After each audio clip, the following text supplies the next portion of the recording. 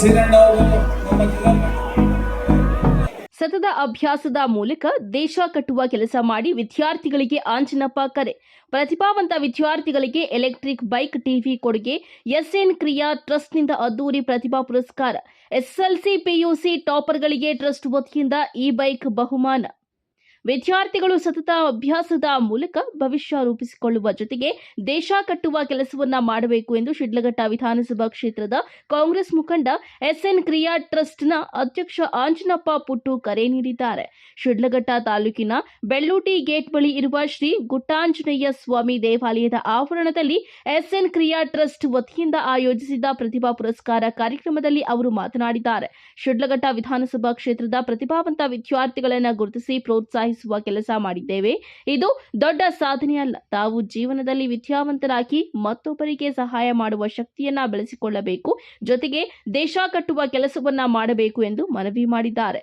ಇದೇ ಸಂದರ್ಭದಲ್ಲಿ ಎಸ್ಎಸ್ಎಲ್ಸಿ ಹಾಗೂ ದ್ವಿತೀಯ ಪಿಯುಸಿಯಲ್ಲಿ ಅತ್ಯಧಿಕ ಅಂಕ ಗಳಿಸಿದ ಪ್ರತಿಭಾವಂತ ವಿದ್ಯಾರ್ಥಿಗಳಿಗೆ ಎಲೆಕ್ಟ್ರಿಕ್ ದ್ವಿಚಕ್ರ ವಾಹನ, ಟಿವಿ ಇನ್ನಿತರೆ ವಸ್ತುಗಳನ್ನು ಉಡುಗೊರೆಯಾಗಿ ನೀಡಿದ್ದಾರೆ.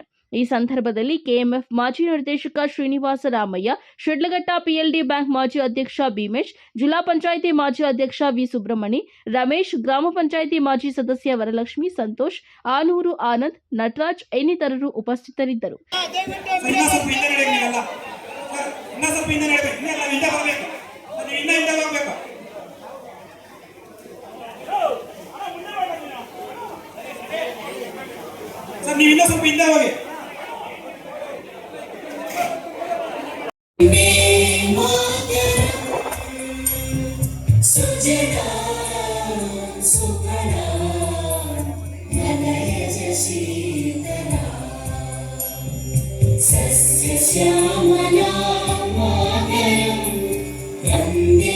ಅತ್ಯುತ್ತಮವಾಗಿ ಅಂಕ ಗಳಿಸಿ ಮತ್ತು ಅತ್ಯುತ್ತಮ ಪ್ರತಿಭೆಗಳಾಗಿ ಇಲ್ಲಿ ಸನ್ಮಾನ ಸ್ವೀಕರಿಸೋದಕ್ಕೆ ಬಂದಿರ್ತೀರಿ.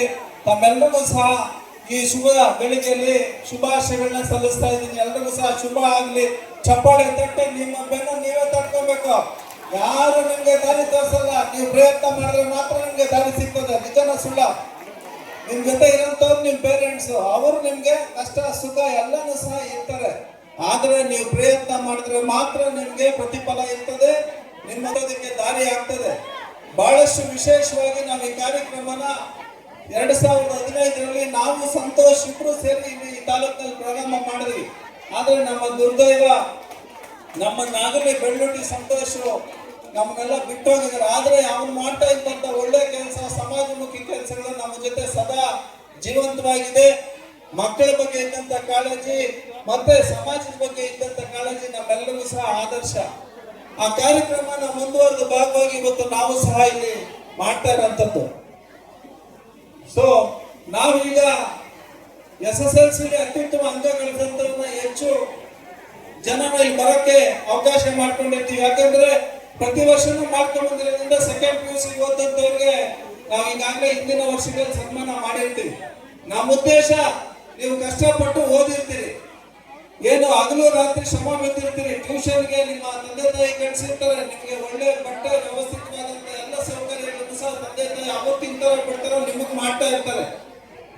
ಏನಕ್ಕೆ ಅಂದ್ರೆ ನಮ್ಗೆ ಕಷ್ಟ ಮಾಡಿ ನಮ್ಮ ಮಕ್ಕಳು ಚೆನ್ನಾಗಾಗ್ಲಿ, ಓದಿ ಬುದ್ಧಿವಂತರಾಗ್ಲಿ,